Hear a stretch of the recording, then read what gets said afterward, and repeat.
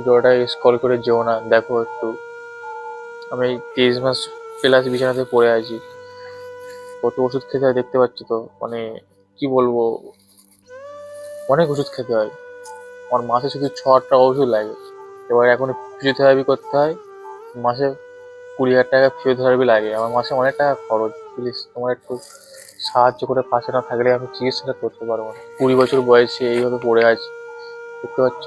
তোমার হাতের আঙুলের অবস্থা দেখতে পাচ্ছ, হাতের অবস্থা। নিজে থেকে কিছু করতে পারি না, খুব কষ্টের মধ্যে আছি, খুব কষ্টের মধ্যে আছি এখন। মানে কি বলবো, এতটা কষ্টের মধ্যে আছি তোমাদেরকে মানে বলে বোঝাতে পারবো না।